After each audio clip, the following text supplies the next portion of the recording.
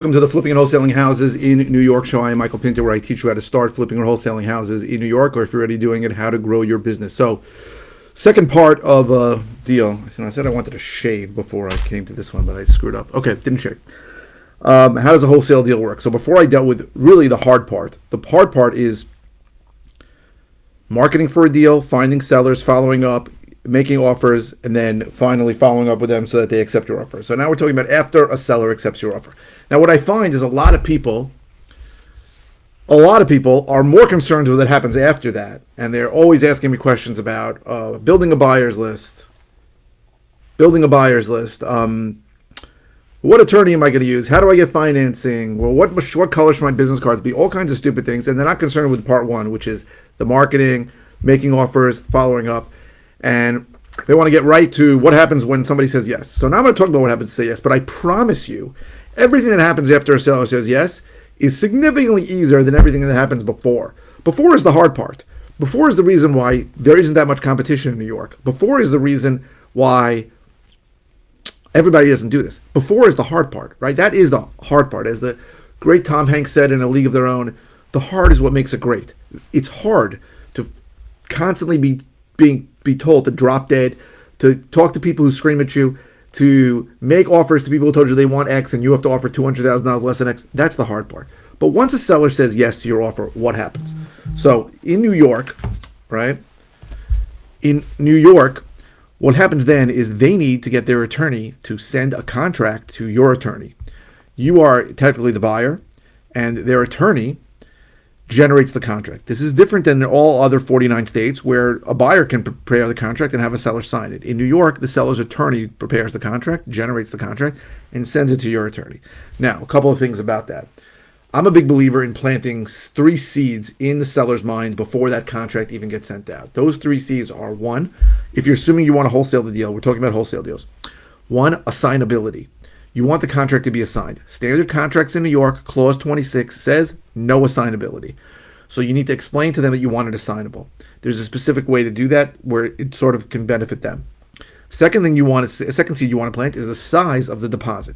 Standard deposits in New York are 10% of the purchase price. You're buying something for $300,000, they're going to want a $30,000 deposit. You want to plant a seed to tell them, I don't want to give you $30,000, I want to give you $5,000 or $2,000, whatever it is. Third seed I want to plant is that I need to show the property, right?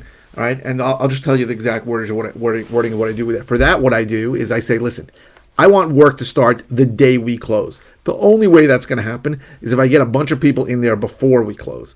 So to be honest, I'm going to have a small army of people. I need an hour.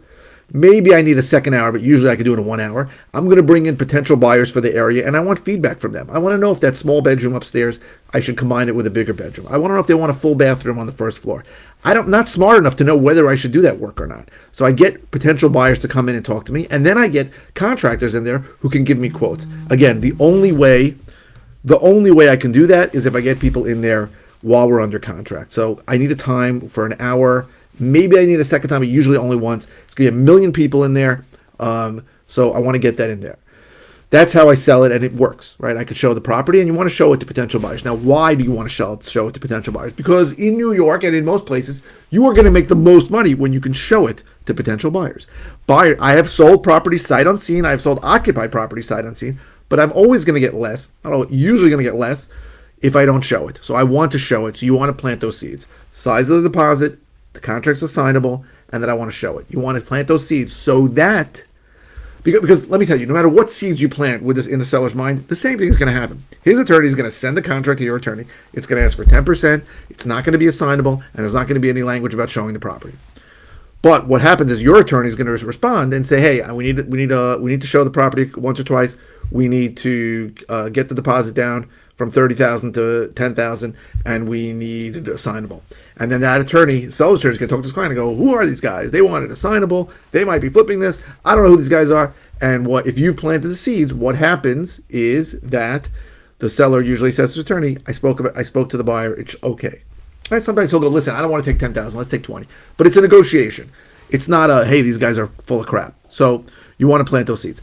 Once we agree, the attorneys agree, you're in contract. Then you want to show the property to your buyers list. Now, if If you're starting out, you probably don't have a buyer's list. So if the situation calls for it, you can, and you're licensed or know somebody who's licensed, you can list the property on the MLS. Now, you're not allowed to represent that you own the property, but you are absolutely allowed to represent that you are a contract vendee. That means I'm in contract and I'm looking for cash buyers, and that's fine.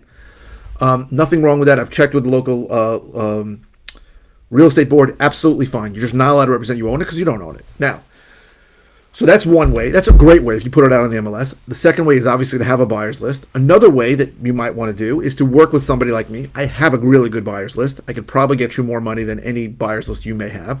So you may partner with me, and then we'll split the profits depending on how much work you've done, how much work I'm doing. Also depending on whether we have to close on it or not. Obviously, on a wholesale deal, you don't want to close on it. But I have the ability to close on it, so that gives us a lot of leeway, right?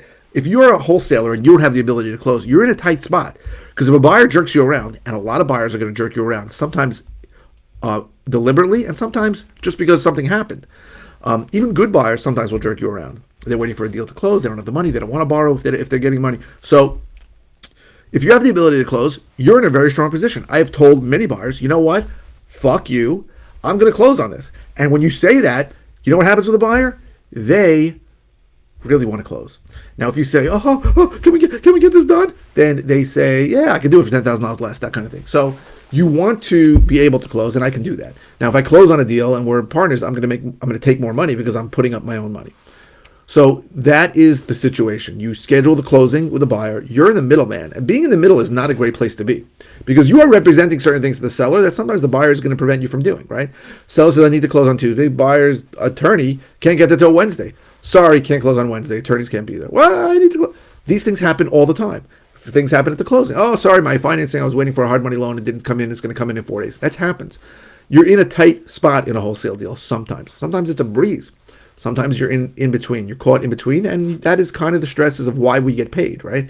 I average over $35,000 on wholesale deals. I can deal with some stress for that, right? It's good money. Technically, it's very little risk. So, you know, you get paid.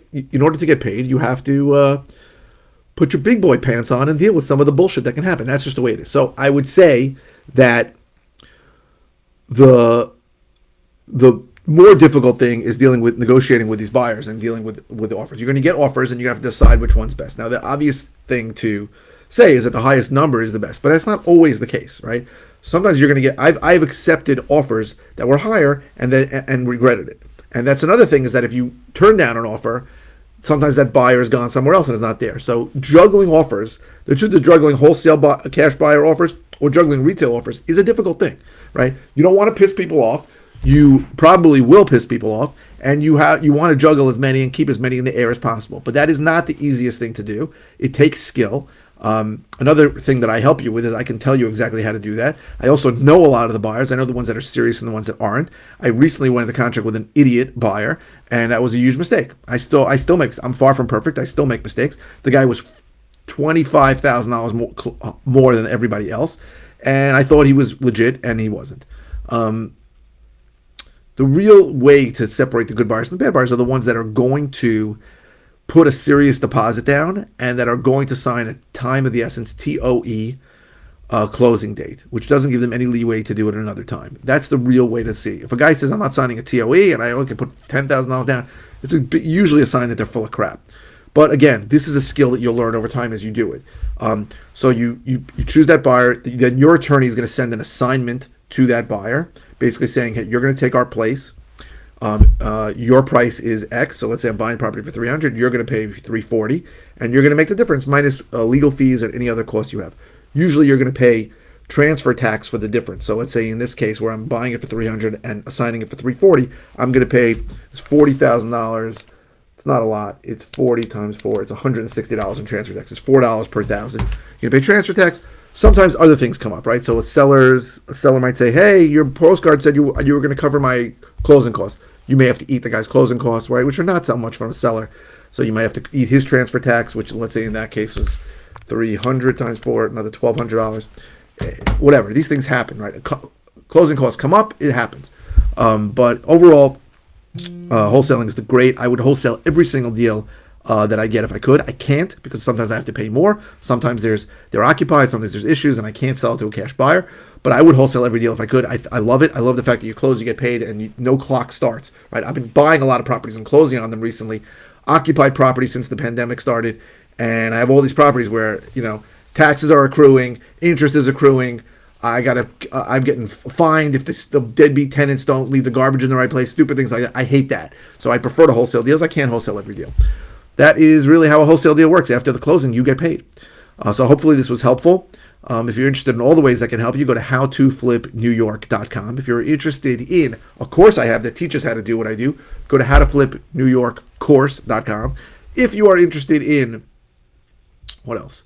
One-on-one coaching. You want to find out more about that? Go to coaching.howtoflipnewyork.com. What else? If you're watching on YouTube, please subscribe. If you're watching on any channel, please click the thumbs up. The likes really help me. And please keep the comments coming. I post 5 times a week. I don't always know what to say, so the comments can help me by giving me ideas. You can ask any question. It doesn't have to be about the video you're watching. If it's a simple answer, I'll just reply with an answer. If it's something I've covered before, I'll send you links to a video or videos on it. And if it's something new, I will do a new video on your question. Thank you very, very much for watching. I really appreciate it.